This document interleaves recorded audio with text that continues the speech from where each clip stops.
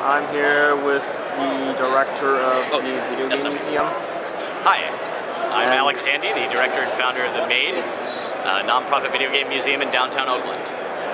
And what do you have on display here at GDC? So we've got the history of 3D here. This is everything running from the 5200 with Star Raiders, which is the game that influenced and inspired Elite, to the Vectrex, which unfortunately died on arrival. Over here we have hard driving running on an old game collection on the Xbox. And then we run all the way up from old arcade 3D systems to sort of the home computer systems until we get to the consoles when 3D started to show up in the PlayStation and N64 era. Yeah, we've got hard driving, Starblade, which is actually an unlock in Tekken 5. We sat one of our volunteers down and made him unlock Starblade. Alone in the Dark by Frederick Reynal, who is actually here at GDC doing a post-mortem of the game, and that's on the 3DO. And you may see the creator of the 3DO back there with white hair, that's RJ Michael. He actually created the 3DO and the links. We've got, let's see, Slipheed, Virtua Fighter. Back there on the Mac, which you can't see, is The Colony, which is almost a completely lost 3D game, very far ahead of its time, from 1988. I believe the name of the guy who created that was David Smith, and he worked with a fellow named Scott Burfield, and it's a fully 3D environment where you land on a like a space station that's completely uninhabited, and you just sort of wander around and figure out why this place is empty. Then over there we've got Microsoft Flight Simulator, Pathways into Darkness, Wolfenstein 3D, Descent, Quake. Back there we have Alpha Waves, another game that was ported by Frederick Reynal, which is the game that inspired him to create Alone in the Dark. Ultima Underworld, the game that basically was created by the guys who founded Looking Glass Studios, which eventually went on to do Thief and System Shock and Bioshock, became Irrational Games. Over here we've got Knights, Journey into Dreams, the Star Wars arcade games, the 32X, Star Fox, and I'm sure, as you expect, Mario 64. And everything is playable. That's the core principle of the museum, is that everything be playable. But fundamentally, we are an education organization, so we host free classes for children on Saturdays where we teach them Python and Scratch, so we teach them how to make games. On Tuesdays we have co-working days where independent developers can come in and work together on their games. And we have Fight Club on Tuesday night for fighting games. People can come over and play whatever the fighting game of the week is. And we're looking to have more events, and we need more volunteers and support. And about repairing all this old hardware, how hard is it to get the pieces for it? It is very hard. The only way we have found to repair this stuff is to just take in as much as we can, and if we find a dead console, maybe to salvage the parts for a working console. We haven't even gotten far enough to be able to formalize this process yet. As I said, the Vectrex died on arrival here. I only know of one person in the entire United States who can actually fix that as a professional. We may be able to pop it open, maybe it's just a blown capacitor, but I have a feeling the cathode ray tube is dead, and in case you haven't been paying attention over the last 20 years, cathode ray tubes are kind of vanishing. It's kind of hard to find people to fix them. So I would say keeping all this old hardware up is probably one of our biggest challenges. It is not easy. Stuff breaks and doesn't work. For example, Ultima Underworld, we had to have a guy dedicated just to making that work in DOSBox, because it does not work in DOSBox immediately. He had to fiddle around with it to make it work. So, has the museum considered building the pieces from scratch? Not really an option. We don't have the funds or the expertise to build the pieces from scratch. I mean, most of these things, they're electronics, right? So if a capacitor blows, we could certainly open it up and replace a capacitor. That's the kind of stuff we could do. In terms of actually building stuff from scratch, I would love to do that in a few years, but we can't do that right now. So, what do you think about the evolution of electronic games since it became widespread since the Atari? Well, one of my favorite things about the games industry right now is the fact that we've sort of entered an era where everybody can make games. So it's not just confined to guys who understand the incredibly difficult assembly language of the Atari 2600. It's not just confined to AAA companies. It's not just confined to guys who spent their whole life programming. There are plenty of ways for people to make games.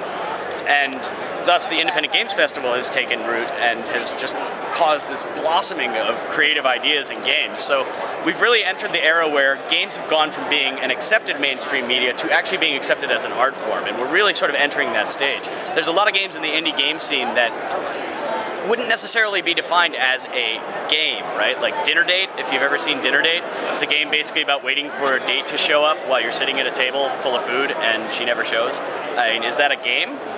Certainly it's a game. Is it like a super fun mainstream game? No, but it certainly has an emotional impact and a lot behind it. We're really getting into the area now where the gaming world is starting to see the arrival of the surrealist sort of movements or the artistic movements, or we'll get the equivalent like of a Mondrian painting in the game world, and that's really what excites me. Has the museum gotten a hold of any betas? Oh yes, we have lots of betas. I should probably not talk about some of them. I don't think I'm going to get. Let's see. We have Skies of Arcadia beta. Well, this whole thing started when I found a parcel of unreleased Atari 2600 and ColecoVision games at a flea market in Oakland. I found Cabbage Patch Kids Adventures in the Park for the Atari 2600, which was never released. It's a port of Athletic Day, which is a Japanese game for the MSX, which was ported as Cabbage Patch Kids and the Adventures in the Park for ColecoVision, and then Ed Temple and Ed English were contracted to port it to the Atari 2600. They started that project at the beginning of 1984 and they never finished it, even though the game was completed in September. And when I found this game, I found 12 revisions of it. And I released it all to the public, and I released all the ColecoVision games I found as well. But that's what inspired me to start the museum, was the discovery of this unpublished game and the thought that it was a great game, but with the name Cabbage Patch Kids Adventures in the Park and sort of it being a really rudimentary game, I didn't think there was any organization in the United States that would even care about this thing. And preserving it. So I started the museum in order to save all of these works that we sort of consider a little bit too ephemeral. A lot of video game companies throw out all of the assets that they create during the process of creating the game when they're done, and that just can't happen. Do you have any of the Halo betas?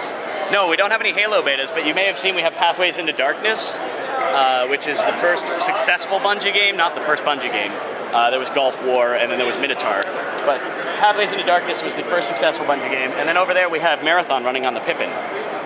Pippin? Yeah, do you know the Pippin? No. Apple's video game console. 1996, they worked with Bandai on it, and Marathon 1 and 2 were ported to it.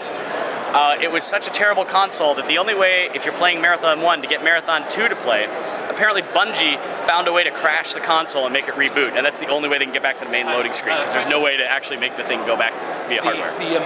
I see. And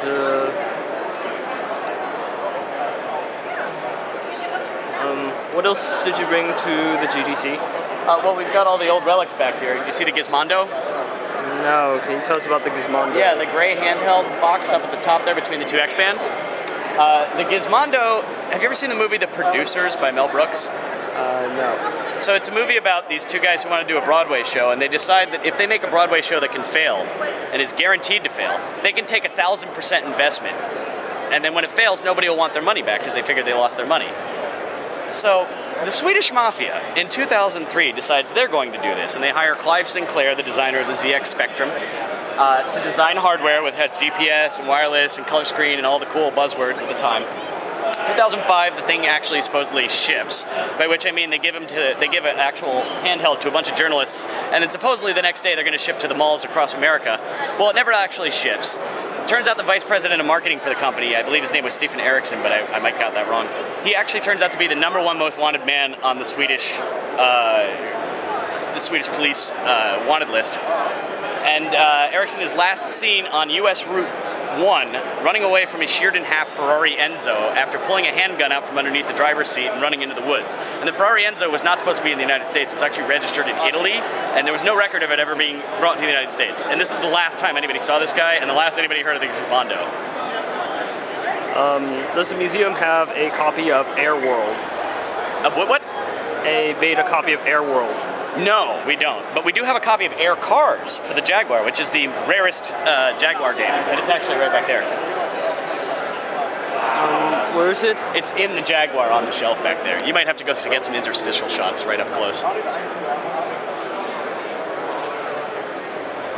Sorry, the Vectrex died on arrival. What's wrong with it? I think the cathode ray tube is dead. No, it's all right. I think the cathode ray tube died. The guy who donated it said he would only give it to us if we let people play it, so for the past 3 months people have been playing it. So it went out fighting, but it did not make the trip over here. So bad. I know, it's so sad. I'm absolutely heartbroken. Did you get it from Quest Game Room? No, somebody donated it to us. We're a non-profit video game museum in downtown Oakland, and everything you see here was donated. We actually cleaned out GamePro. When they finished publication, we called them up and said we want everything, and they gave it to us. So what happened to GamePro? GamePro ceased publication, like just about every other video game magazine in the world, aside from Game Informer. So how long ago was that? That was in November. November of last year? Yep. Goodness. Yeah, it was a real tragedy. A lot of my friends lost their jobs, but fortunately we saved everything. When Ziff Davis closed down EGM and Computer Gaming World, a lot of stuff got lost in the shuffle. Most of it was sent to the Strong Museum of Play in Rochester, but I do know that a lot was lost when they moved offices at Ziff Davis. So we were very happy to get all that stuff out of GamePro, because there were years of history there. I mean, we quintupled the size of our collection overnight when we did that. So what did GamePro hand over to the museum? GamePro donated consoles, games, ephemera from years past. The Jaguar back there came from GamePro. The X-Band came from GamePro. Lots of sealed games, development systems, the debug kits from the Xbox. A couple Saturns, lots of joysticks, lots of cables and accessories. And one funny thing, a lot of Game Genies. I had no idea they cheated that much at GamePro. How many Game Genies did they actually hand over? It was like 10 Game Genies, about another 10 Game Sharks, another action replays, like lots of game cheating equipment. But it makes sense, because if you're going to have to beat a game in order to review it, you're going to come up against a lot of games that you just can't beat. I've done this before, and there are a lot of games out there that, for example, Black and White, when that shipped, it had a game-ending bug when you got through level 3. You couldn't beat it. So, you know, this kind of stuff happens all the time. So there's no shame in cheating to do a review. I totally no shame in cheating if you can't beat the game. Because some games just, they don't even ship in a finished fashion, so. So, what other magazines have handed stuff over to the museum? None at the moment, because we got our space in October last year, and there aren't any magazines left. They're all gone. I mean, I used to work at a bunch of them. My resume looks like a morgue. I mean, EGM's dead, Computer Gaming World is dead, everything. I mean, there were a lot of more magazines than there are now. I think there's Gamer and Play. I mean, all these magazines are just vanishing because there's no more money in print journalism. I see. And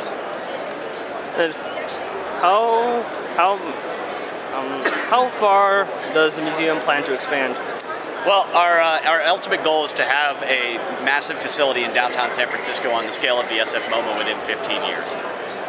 So where would that be located? Well, I don't know yet. I mean, I would love to be within a block of where we are right now in downtown San Francisco, but I don't know that that's necessarily where we will end up. We will figure things out as we go along.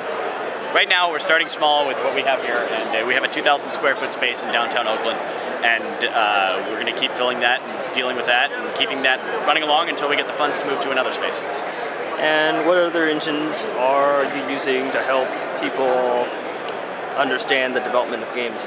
Well, what we would really like to do is to be able to show concept art and prototypes of games in the development process, and then show the final version like right next to them, so you could actually see as it goes through. But right now, the Vectrex is dead. I'm sorry, it died on arrival.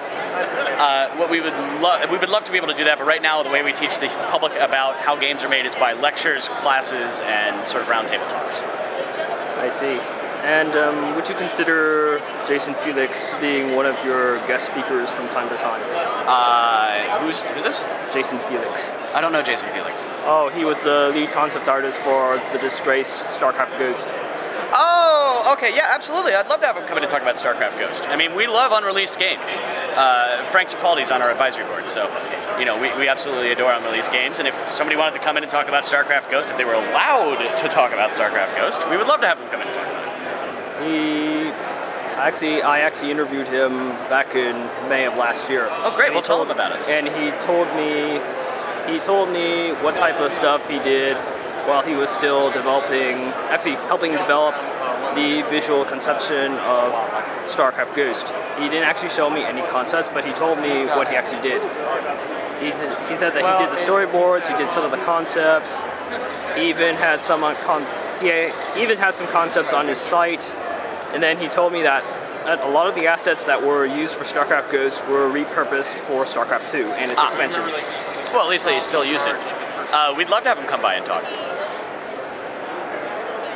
And what other speakers have you brought in? We've had RJ Michael come by and talk about the 3DO and the links which he designed, and we had Andrew Jimenez, who is an Academy Award nominated director at Pixar, come in and talk about camera work in 3D spaces.